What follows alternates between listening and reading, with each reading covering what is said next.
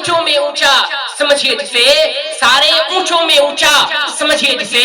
اس اونچے سے اونچا ہمارا نبی، اور ملک کونین میں انبیاء تاجدار، ملک کونین میں انبیاء تاجدار، تاجداروں کا آقا ہمارا نبی، اور غمزدوں کو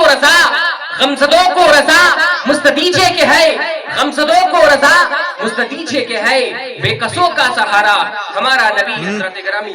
بڑی تیزی کے ساتھ اب آئیے میں اپنے عنوان کی طرف متوجہ ہوتا ہوں۔ ذرا تصور کی نگاہ کیجئے کہ آج سے 40 روز قبل پیر طریقت رہبر راہ شریعت ڈاکٹر غلام معصوم صاحب قبلہ کی صاحبزادی میری بڑی بہن، ان کے وصال کا وقت قریب آ پہنچا تھا۔ اللہ اکبر، ان پہ غشی طاری شروع ہو گیا، نزا کی سختیاں بھی شروع ہو گئی، مگر وہ اپنی تکلیف کسی کو بتا نہیں سکتی ہے، وہ کسی سے 2 گھٹ پانی مانگ نہیں سکتی ہے کیونکہ نزا کی سختیاں شروع ہو گئی ہے، وہ کسی کو آج بلا نہیں سکتی ہے کیونکہ وہ اس وقت کا ٹائم تھا، اس وقت کا وہ سمے تھا جس وقت آدمی کا روح جسم سے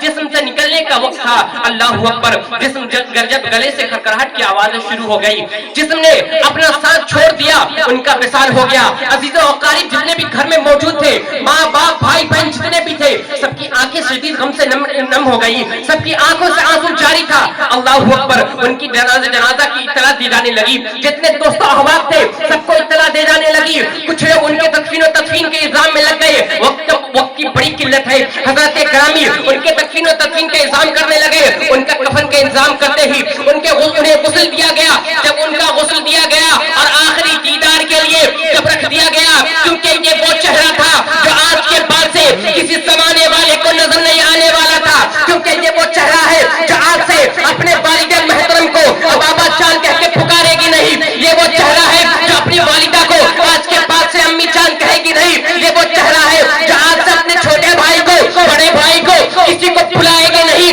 کیونکہ یہ وہ چہرہ تھا جو آج کے بعد سے دنیا کے کسی کونے میں نظر نہیں آئے گا، یہ وہ چہرہ تھا جو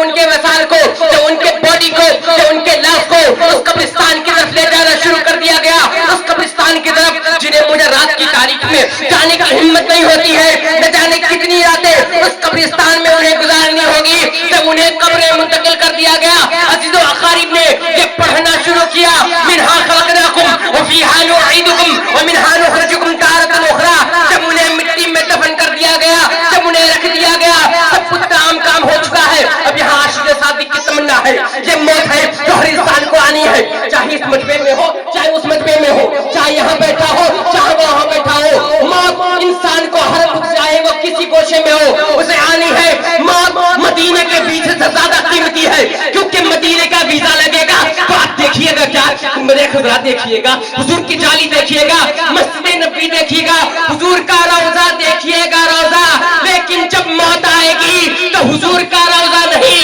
خود حضور تشریف لائیں گے قبر میں، اور فرشتوں کے سامنے یہ سوال ہوگا تمہارا رب کون ہے، تمہارا دین کیا ہے، اور آخر اس سوال میں سوال کریں گے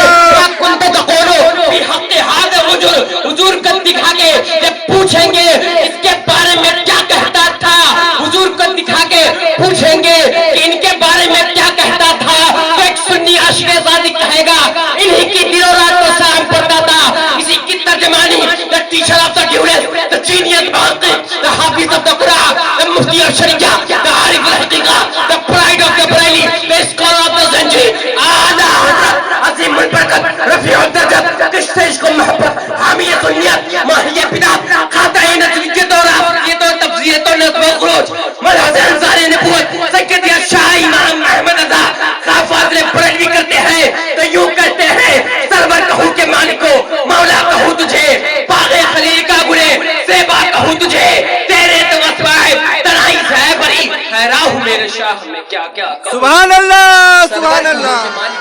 मौला कहूं तुझे, मांगे बाग़े खलील का गुले सेबा कहूं तुझे, तेरे तो वस्वाए तनाई से है बरी, हैरान हूं मेरे शाह में क्या क्या कहूं तुझे। अस्सलामु अलैकुम व रहमतुल्लाह। حضرت علامہ مولانا آفتاب عالم مہدی صاحب